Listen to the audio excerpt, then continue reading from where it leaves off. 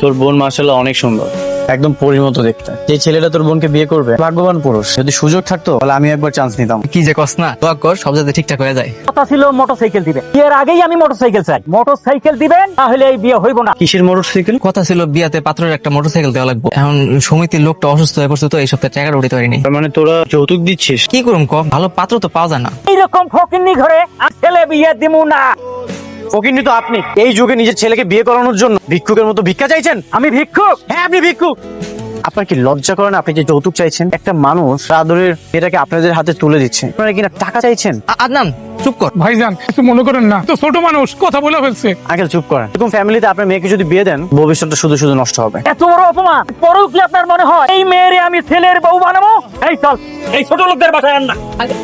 এটা কি হইলো? এইটা তুই কি করলি আদনান? জানোস কত কষ্ট করে এই পাত্র ঠিক করছিলাম, আর তুই বিয়েটা ভাঙা দিলি। আমগো এত বড় ক্ষতি কেন করলি? আমি কোনো ক্ষতি করিনি। বোনের বিয়ের জন্য ভালো পাত্র পাবে। আমার বোন এখন বিয়া করবো কে? কই পাবো পাত্র? মুখে কয় যতটা সহজ, বাস্তবতাটা কিন্তু অত সহজ না। তুই করবি আমার বোনের বিয়া? হ্যাঁ, বিয়ে করবো।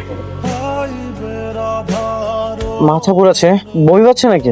একটু একটু। গতকালকে তো বিয়ে করলাম, কি কোনো সুসংবাদ পাবো নাকি? আপনার কি মাথাটা ঠিক আছে? কি বলতেছেন এসব? তোমার মাথা ঘুরাচ্ছে, বমি ভাব হচ্ছে, তো তেমন একটা ভালো লক্ষণ না। বিয়ে হয়েছে কতদিন? গতকাল। গতকালকে বিয়ে হয়েছে আর আজকেই চলে আসছেন প্রেগন্যান্সি টেস্ট করতে? না মানে ওর খুব মাথা ঘুরছিল, সেই জন্য এসেছি। আপনি একটু টেস্টের রিপোর্ট গুলো দেখেন না, কিছু ঠিকঠাক আছে কিনা। আপনি প্রেগনেন্ট না, সবকিছু স্বাভাবিক আছে, কোনো সমস্যা নাই। আর বাচ্চা পেটে আসা এত সহজ না। দোয়া করো আজকে যেন চাকরিটা হয়ে যায়। চাকরিটা হয়ে গেলে আমাদের অভাবের দিন আর থাকবে না। ইনশাল্লাহ, আমার মন বলতেছে তোমার চাকরিটা হয়ে যেত। ভাই, এখানে কোনো চাকরি হবে? না ভাই, এখানে কোনো চাকরি হবে না। হ্যালো।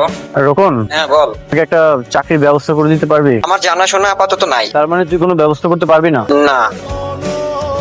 কি ব্যাপার, তোমার এমন দেখাইতেছে কেন? তোমার কি মন খারাপ? ইন্টারভিউটা ভালো হয়নি, সত্যি বাস্তবতা অনেক কঠিন। তুমি চিন্তা করো না, আল্লাহ ভরসা একটা না একটা ব্যবস্থা হয়ে যায়। যেভাবেই হোক একটা চাকরির ব্যবস্থা করতে হবে।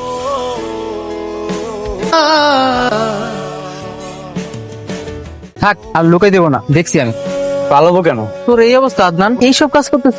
তোর বাবা এত বড় লোক, আর তুই আমার বোনকে বিয়ে করে এখন তোর এইসব কাজ করা লাগতেছে? এতে কি হয়েছে? কোনো কাজই তো ছোট না। আরে আমি তো ভিক্ষা করছি না। আমার না অনেক খারাপ লাগতেছে তোর এরকম দেখা। আমি আসলে মানতে পারতেছি না। সালমা! দুই বন্ধু দেখে এক লগে, ভালোই হয়েছে। ভাইয়া ভিতরে আয়। না রে সালমা, খামো না, একটা কথা কইতে আইছি। কি কথা ভাইয়া? আজকে আদনানে দেখলাম রড সিমেন্টের কাজ করে সংসারে টাকা ইনকাম করতেছে। আমি দেখে অনেক অবাক হয়েছি। ও কত বড় লোকের ছেলে, ও বাবার কোটি কোটি টাকা, ও কিনা সব কাজ করতেছে। তোর এই পরিণতির জন্য আমরাই দায়ী। এই যে বলস, তোরা কেন দায়ী হবে? আপনি একটা কাজ করেন না, আপনি আমার ডিভোর্স দিয়ে আপনার আম্মা আব্বার কাছে চলে যান, ওনারা আপনার ঠিক মাইনা নিব। সালমা, কখনো এই কথাটা মুখে নিবে না। আর মৃত্যুর আগ পর্যন্ত একসাথে থাকবো। যা কষ্ট করা দরকার সবকিছু করবো, তাতে কোনো সমস্যা নেই। আসতে হলে একসাথে বাঁচবো, মরতে হলেও একসাথে।